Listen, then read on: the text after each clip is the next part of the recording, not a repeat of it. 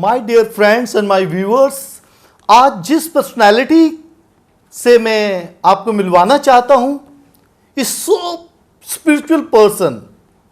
उनकी अगर लाइफ के बारे में जो आज हम उससे इंटरव्यू करेंगे, इंटरव्यूज आप सुनेंगे, आपको वाकई मजा आएगा और आप अपनी लाइफ को, वो चलते फिरते मॉडल हैं, हम उससे सीख सकते हैं। वो समझो कि एक चलते फिरते डिक्शनरी भी है और चलते फिरते बहुत सारी नॉलेज दूसरों को दे सकते हैं। उनकी लाइफ को जब आज हम शेयर करेंगे, और जो क्राइस्ट द किंग सेमिनरी है वहाँ पर 62 ईयर्स से एज ए प्रोफेसर टीच कर रहे हैं। इसके अलावा उन्होंने कैसे किस मुश्किलात में कैसे उनकी ज़िंदगी का जो एक्सपीरियंस है, जब 62 ईयर्स वो क्राइस्ट द किंग सेमिनरी में अगर पढ़ा चुके हैं। ये याद रहे कि ये क्रिश्चियन सेमिनरी रोमन कैथलिक की पूरे पाकिस्तान में सबसे बड़ी सेमिनरी है, और यहाँ पर जब प्रीस्ट बनते हैं तो लास्ट में यहाँ पर आके स्टडी करते हैं कराची में। तो ये वहाँ के प्रोफेसर हैं, वहाँ के ये इंचार्ज भी रह चुके हैं, काफ़ी साल उन्होंने यहाँ इंचार्जशिप किया, और ये फ्रांसिस्कन लाइफ में उनको वाकई कहते हैं दूसरा पाकिस्तानी मुकद्दस फ्रांसिस कहा जाता है, और कहा जाता है वो जो यंगेस्ट प्रीस्ट हैं उनसे बहुत कुछ सीखते हैं, बहुत कुछ उनके पास आते हैं और स्पिरिचुअल डायरेक्शन भी देते हैं, बहुत सारों को गाइड करते हैं। तो आज इस पर्सनैलिटी को मैं आपके सामने लाना चाहता हूं, और वो बहुत ही अजीम और बहुत ही ग्रेट पर्सनैलिटी है, और है फादर लुइस मैस्कुरिनिस OFM। Welcome to father Louis. क्या आप आज हमारे चैनल में आप आए, बल्कि आप ही के ऑफिस में, आप ही के घर में मैं आपको वेलकम कहता हूँ। पहली दफ़ा मैं इंटरव्यू दे रहा हूँ। तो मेरे लिए खुशकिस्मती है कि मैंने जब अपना चैनल बनाया तो मैंने कहा इंटरव्यू लेने के लिए मैं फ्रांसिस्कन से ही शुरू करूँ। तो फादर जी, आपकी जो वोकेशन है वो कैसे हुई फ्रांसिस्कन लाइफ में? देखिए उस वक्त कराची डायसिस, कराची हैदराबाद क्वार्टर तक ये सब कराची डायसिस फ्रांसिस्कन चलाते थे। ओके। 1934 से फ्रांसिस्कन यहाँ आए, और सेंट पैट्रिक स्कूल के प्रिंसिपल फ्रांसिस्कन था। लेकिन हमारी पैरिश सेंट लॉरेंस से 90% जेसुइट्स बन गए या डायोस्टिन बन गए। फादर माइकल और मैं 2 क्लासमेट्स थे, हम पहले फ्रांसिस्कन सेंट लॉरेंस चर्च से। सो घर वाले भी थोड़ा सा नहीं चाहते थे, दूसरे सब तो, लेकिन ये तो पहले से मैं, फिर उस वक्त मुझे जाना था 4 दिन सफ़र, 2 दिन समुद्र जहाज़ पे, 2 दिन ट्रेन में बंगलोर जाने के लिए। ओके। हाँ। तो उस वक्त पाकिस्तान में सेमिनरी नहीं थी? नहीं, हमारे फ्रांसिस्कन थे। ओके। लेकिन फिलोसफी उस वक्त अच्छा बेंगलोर में। अच्छा, तो आप इंडिया और पाकिस्तान उस वक्त एक ही था? नहीं, लेकिन उस 47 में ओके। लेकिन इतनी मुश्किल नहीं था, लेकिन पुलिस आते थे मिलने के लिए, देखने के लिए ये क्या करते हैं, बट नो प्रॉब्लम है सच। लेकिन मेरे लिए पहले तजर्बा घर से बाहर ऐसे और कोई राब्ता नहीं, घर से 5 साल फ़ोन पे नहीं कर सका, कुछ ऐसे उस ज़माने के but was very good. Okay. 49 में 48 मैंने स्कूल ख़त्म किया, लेकिन ऑर्डर में शामिल नहीं हो सकते क्योंकि 14 साल में था और सिर्फ 15 साल में था। सो मैंने 1 साल स्कूल के बाद इंश्योरेंस कंपनी में काम किया, 2-3 साल। लेकिन ये तौबा माहौल इतने ख़राब, ज़बान है और गालियाँ मेरे लिए मैंने कहा भाई यारो ऐसा। सो मैं कॉलेज गया, DJ सिंध कॉलेज उस वक्त था, और मैंने शुरू किया कॉलेज, लेकिन कोई पढ़ाई नहीं, इंडिपेंडेंस टाइम था। तो मैंने अबू को कहा भाई मैं जा रहा हूँ। सो 49 में मैं कराची गया, लेकिन अबू ने फादर मॉडेस्टीन को दूसरे को बताया मैं अकेला नहीं भेजूँगा। तो एक फादर था जो मुंबई में काम करता था, वो कराची में अभी था, तो उसके साथ में गया बंगलोर, 4 दिन सफ़र। समझा? हर चीज़ मुख्तलिफ ज़बान, मुख्तलिफ कन्नड़ा, तमिल, तेलुगु और मुख्तलिफ ज़बान है, लेकिन मुझे हिंदी सिखाया और फ्रांसीसी ज़बान। ओके ना, वो था शुरू में। लेकिन फर्स्ट टाइम, पहली दफ़ा कि मैंने अभी दूसरी ज़बानें ऐसे सीखा है, घर में कोंकणी और इंग्लिश और उर्दू और ऐसे, लेकिन हिंदी और फ्रांसीसी ज़बान थी। जब मैंने ख़त्म किया 58 में मैं ऑर्डेन्ड हो गए। मैं चाहता था पारकरी कौम के साथ काम करें, लेकिन मुझे भेजा रोम, और हर चीज़, हर क्लासें लतीनी ज़बान में।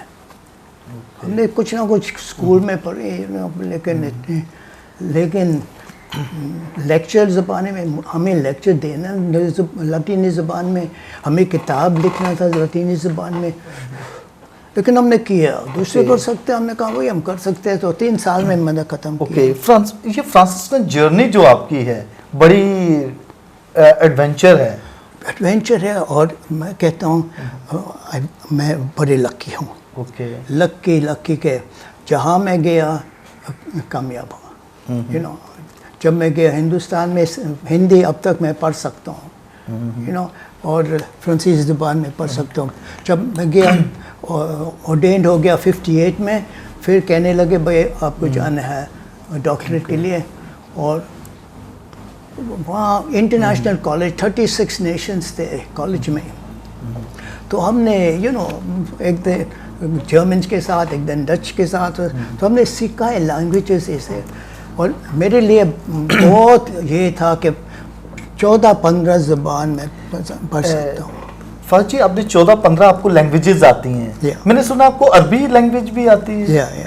ओके, तो ये कहाँ से सीखी अरबी लैंग्वेज? मिस्र में। तो कैसे शौक हुआ आपको? शौक है ये, मैं मिशनरी बनना चाहता हूँ। मिशनरी बनना चाहता हूँ, इसलिए अरबी भी आपने सीखी। फ्रांसिस्कन रूल में है चैप्टर 12 कि हमें कहते हैं जाएं, और हमारे फ्रांसिस्कन सब सिंध में काम करते थे। ओके। सो मिशन अब तक मेरे ये है शौक के करे कुछ। ओके फर्ज जी, आपका सोलम प्रोफेशन कब हुआ? सोलम प्रोफेशन नॉर्मली 1 साल सिंपल प्रोफेशन पर 3 साल के बाद लेकिन मेरी उम्र 21 साल से कम। 21 साल से कम थी जब आपका सोलम हुआ? सुनो तो नहीं कर सकता। अच्छा। सो मुझे 1.5 साल इंतज़ार कर रहा था। किया और बड़ी खुशी के साथ किया आई थिंक।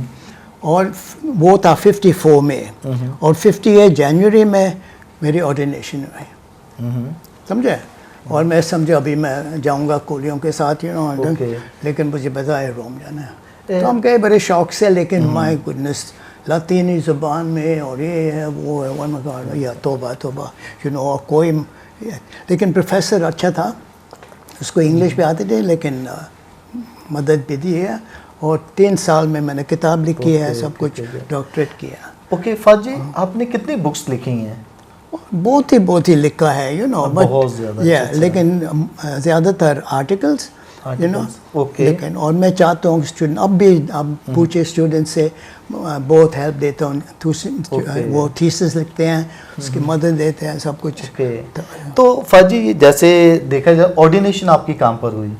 ऑर्डिनेशन हुआ कराची में। कराची में हुई? कराची जब ऑर्डिनेशन हुई उस वक्त कार्डिनल जोसेफ कोडेरो थे? नहीं, मार्टिन एल्क्विन। अच्छा, वो थे। उसके बाद सब फ्रांसिस्कन थे। सो 58 में ऑर्डेन्ड हो गया। ओके।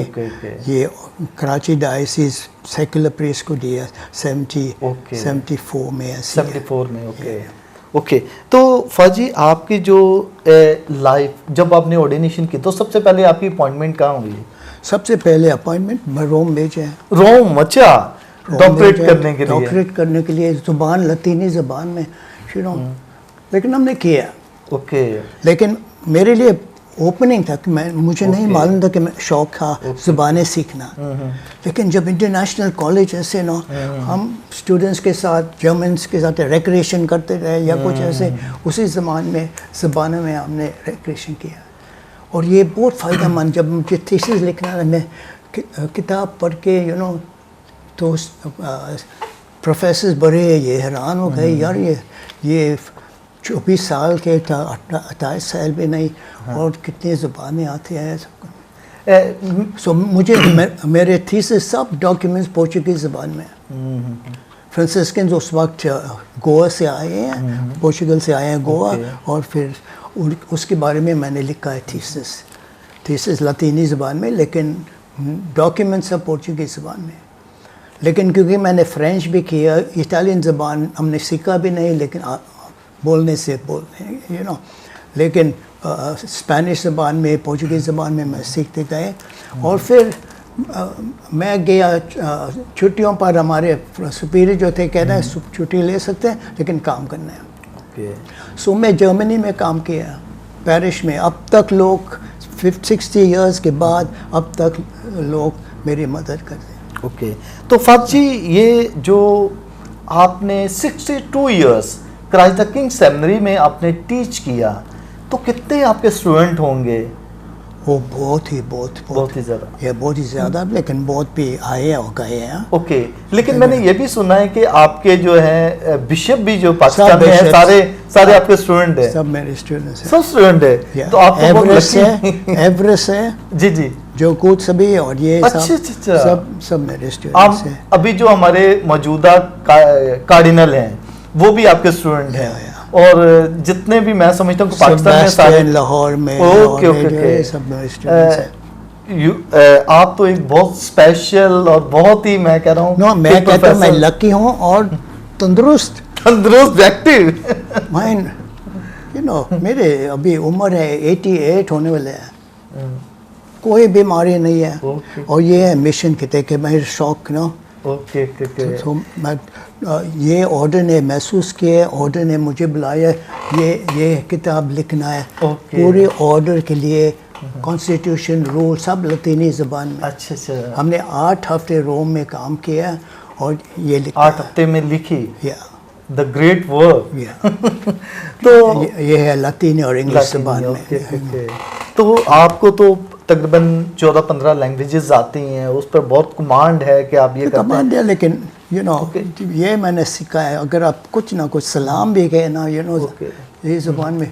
तो जब ये अभी पिछले साल नुनसियो आया था यहाँ, और मैं अरबी में उसको सलाम किया, वो हैरान हो गए। वो लबनान से है। कहाँ सीखा है, कहाँ ये है। तो ये है, ये मैं स्टूडेंट्स को कहता हूँ भाई प्लीज सीखते जाएं लोकल लैंग्वेजेस, पख्तून और पश्तो, और या पकते हैं सीखते जाएं। फज जी, मैं भी बहुत लकी हूँ कि मैं आपका स्टूडेंट रहा हूँ।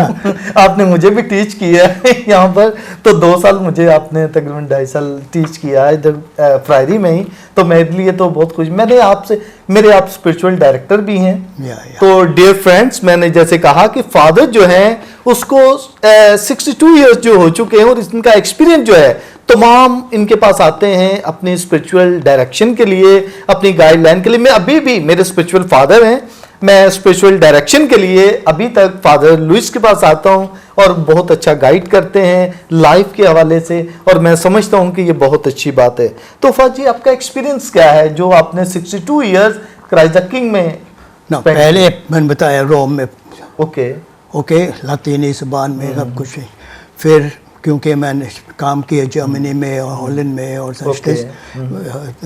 पीपल मुझे सपोर्ट किया जब स्टूडेंट्स के लिए कुछ स्कॉलरशिप या कुछ ऐसे, बहुत सपोर्ट किया और लोग देखते हैं कि मैंने पैसे अपने लिए इस्तेमाल भी नहीं किया। आई डोंट नीड, सब कुछ मिलते हैं। फाद जी, आपने कौन कौन से सब्जेक्ट्स क्राइस्ट द किंग में पढ़ाते थे? मेरे मेन सब्जेक्ट है चर्च हिस्ट्री, लेकिन मिशन हिस्ट्री और मिशन पर मैं अब तक मैं बहुत जोर देते। मैं चाहता हूँ मेरे हमारे स्टूडेंट थोड़े से निकले ये छोटे से और जाएं। पहले पाकिस्तान में मुख्तलिफ जगह जाएं, और अगर दूसरे मुल्क में भी जा सकते हैं जाएं, और गए हैं भी बहुत, ना सब अपने फ़ायदे के लिए भी गए हैं, ये मैं मानता हूँ, लेकिन काफ़ी गए हैं। तो फाद जी, आप कितनी कंट्री का विजिट कर चुके हैं आप? वो कंट्री यू नो, क्योंकि मेरी ज़बानें आते हैं ना, पहले रोम ने मुझे ये काम दिया है, ठीक है, कर दिया अच्छी तरह से, फिर जर्मनी, हॉलैंड, रेगुलरली मैं गया काम करने, तकरीबन 100 कंट्री के करीब। नहीं 15-16 ज़बानें बोलते हैं ना, लेकिन एशिया में काफ़ी। ओके, आप डिफरेंट लेक्चर्स देने के लिए भी जाते थे? फिर लेक्चर्स के लिए बुलाए वो लेक्चर्स के लिए बुलाए। और ये लेक्चर्स क्योंकि वो देखते हैं कि मैं ना सिर्फ किताबों से लेक्चर देते हैं, तजर्बे से। अच्छा, तजर्बे से, एक्सपीरियंस बेस्ड थियोलॉजी ये है। हिंदुस्तान आई मीन एशिया के थियोलॉजी इस किस्म के ना बड़ी हेड टॉक हम कहते हैं ना, ने from experience, so experience based theology हम सिखा रहे हैं। ओके, दैट्स वाई मेरे लिए भी बहुत इम्पोर्टेंट है कि लेक्चर देने से पहले जाएं लोगों के पास। तो फाज जी आजकल आप क्या कर रहे हैं? अब तक अभी चर्च हिस्ट्री, अभी पेट्रिस्टिक्स, वो है खास पहले 7 सदियों के लिखने वाले, मशहूर, कैसे शुरू हो यीशु मसीह के मरने के बाद ये लोग भी यू नो किताबें लिखने, लेक्चर देने लगे और मुख्तलिफ ऐसी चीज़ें 6 सदियों के। और ये बहुत इम्पोर्टेंट है और स्टूडेंट्स इंटरेस्ट ले रहे हैं और थीसिस भी लिखते हैं अभी इनके बारे में और मुख्तलिफ ऐसे। Okay Faaz ji, thank you so much, आपने अपना बहुत कीमती वक्त दिया। जब मैंने आपसे टाइम मांगा तो आपने बहुत ही मुस्कुराते हुए मुझे कहा कि जी आए। हाँ, तो थैंक यू सो मच, आपने अपना बहुत ही इम्पोर्टेंट टाइम दिया। My dear friends and my viewers, father Louis की आपने बहुत सारी बातें सुनी, बहुत ही ज्यादा उनकी लाइफ जर्नी, जो एडवेंचर हम कहते हैं कि वो चलते फिरते फ्रांसिस्कन लाइफ को गुजारते हैं। बड़े सादा, बड़े सिंपल, हर किसी की विश होती है, ख्वाहिश होती है कि फादर लुइस से डायरेक्शन ली जाए अपनी लाइफ को अप करने के लिए। मेरे भी स्पिरिचुअल डायरेक्टर हैं, मैं कहता हूं कि आप जो फादर लुइस ने आज बातें बताई हैं या जो कोशिश की अपनी लाइफ जर्नी की बातें बताकर, तो मैं कह रहा हूं आपके लिए बहुत एक अनमोल गिफ्ट होगा कि इससे सीखें। उनकी एज जैसे उन्होंने बताया कि 88 ईयर्स, और मैं कहता हूं ये बहुत, और अभी भी एक्टिव। मैं समझता हूं कि एक्टिव माइंड, एक्टिव काम करने के हवाले से अभी भी पढ़ा रहे हैं, और मैं ये समझता हूं कि हमारे लिए बहुत सीखने का मौका है। तो माय डियर फ्रेंड्स, ये हमारे चैनल को सब्सक्राइब करें और बेल आइकन पर प्रेस करें ताकि हमारी नई आने वाली वीडियो आपको मिल सके, क्योंकि हमारे चैनल पर मोटिवेशनल वीडियो मिल सकती है, स्पिरिचुअल वीडियो मिल सकती है, और आपको नॉलेजेबल मिल सकती हैं, और आपको हर जिंदगी के हर किस्म की वीडियो आपको यहां पर मैसर होगी। और मैं ये समझता हूं कि आखिर में मैं दोबारा से फादर लुइस को थैंक्स करता हूं, and thank you so much father ji, God bless you, thank you, good bye.